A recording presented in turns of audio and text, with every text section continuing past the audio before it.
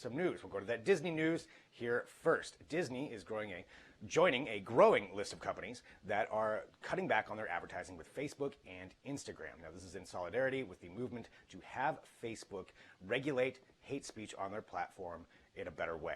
So Disney said that this is the report, is that they're going to be cutting back their spending on Facebook and Instagram, as is coming from the Wall Street Journal. Now, last year, Disney actually advertises quite a bit for Disney Plus on this platform. So Disney spent about $210 million for Disney Plus ads on Facebook in the U.S. just in the first half of 2020, $210 million, and now they're going to be cutting back on that. They also spent $16 million for Hulu ads on Instagram, so they're going to be cutting back on that as well. So this is joining this growing list of companies. Now, part of this is the Stop Hate for Profit boycott.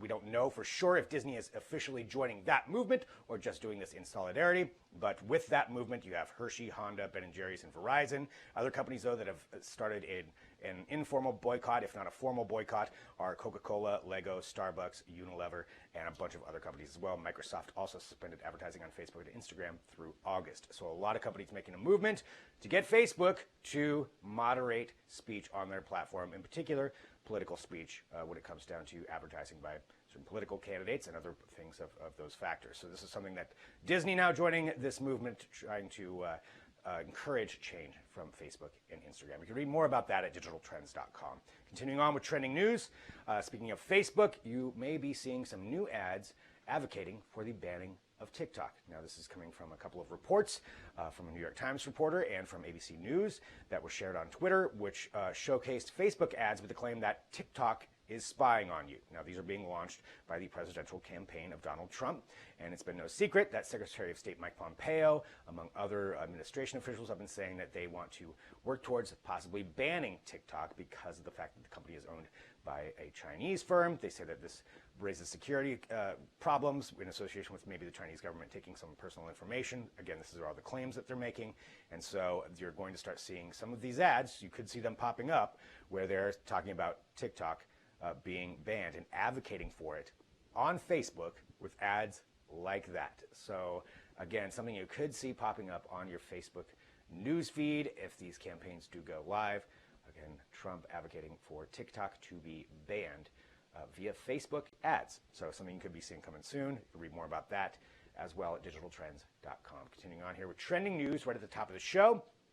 Let's go to this. This is a trending story that just came out today, and it has to do with the coronavirus and possibly a vaccine that's showing some promise. I'm not telling you there's a coronavirus vaccine. I just want to emphasize that, but there's some promise that's come out. So this is from a team up of Oxford University and drug company AstraZeneca, and they said that during their tests that they triggered an immune response in early trials. So this is according to a study that was just published today about this. So the trials took place with over 1,000 participants aged 18 to 55 years old, all of whom had no history of coronavirus infection, and they were able to trigger this response from it. So there's a lot that goes into that as far as the science behind it in the report. But with this, they said that these results do not prove that this is a vaccine that will provide immunity from the coronavirus, but it is a positive sign. And they said that they hope that research will begin in trials in the United States within a few weeks, and that the goal would be, of course, if they can create it, if they do come up with one, that they'd have 2 billion doses of the vaccine once available. It's something to read more about there at digitaltrends.com. Any promise is good. All right, continuing on here with trending news, Samsung is releasing more and more information about their August 5th event, their Galaxy event, and they're releasing information. There's also leaks that are releasing maybe information that's right. But here's one thing that's come out. So the Samsung's made a post today talking about the fact that they're going to be releasing 5 new devices at their event, and we expect that that's going to be in both phones, but also wearables and maybe a tablet as well. So they said new products will be power devices. And that's one of the things that they're going to be showcasing there. So this is, again, from an advertisement that came up. Now, that picture right there, that's actually from a leak that came out. It's very blurry. So, and that's actually part of what it is. It is that blurry, the image, but that's supposedly an advertisement that's showing the new Galaxy Fold 2. The Galaxy Z Fold 2, I believe, is what it would be called. That's what we think. There also is another leaked rendering of the Note 20. Of what we think that could look like. Again, that's from a number of different people on Twitter and a number of different known organizations and people who do leak these images before. A lot of them have been correct, so I think we're going to see more and more of this happen as we get closer to the event, but that is happening on August 5th. So the Galaxy event where they'll showcase these 5 new devices that we do know, probably a foldable, probably a wearable, probably, well, the Note 20. I think that's pretty much guaranteed on that one. Maybe a tablet in there too. So a lot to find out, but something to look forward to there for August 5th. Continuing on with digital trends news here for you. Let's talk about OnePlus. So OnePlus is another company getting into the wireless earbud game. We see a lot of companies doing this now, but OnePlus is set to reveal their sub $100 buds, we think, on July 21st. So that's coming up tomorrow. They're going to be having an event.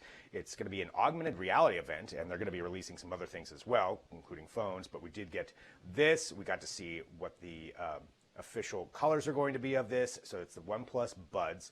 This is their first true wireless earbuds, and they teased it to where it looks like the price is going to be less than $100, which is a big move depending on how well these wireless earbuds work.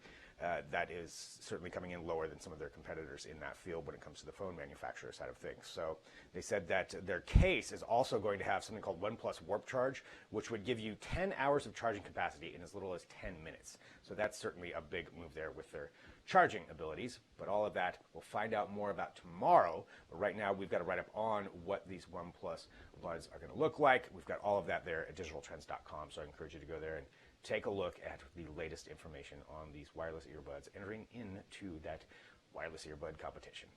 All right, and final thing here, coming up, this is a delayed launch, but a launch that is scheduled to take place today.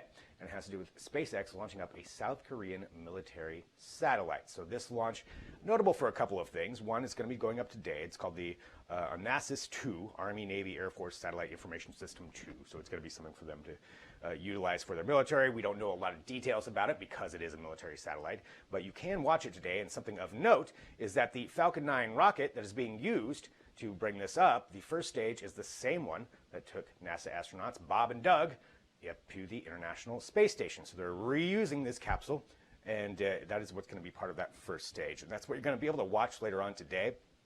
Now, the normal launches, when you get to see them put the satellites up in orbit and place them, we're not going to get to see that, and that was by request of South Korea, so they're going to be cutting the feed after that, but you will get to watch that first part, assuming the launch goes as scheduled later on today. And something, though, pretty cool, though, reusing that rocket one more time. So you take a look at that, read more about it, and follow along at digitaltrends.com.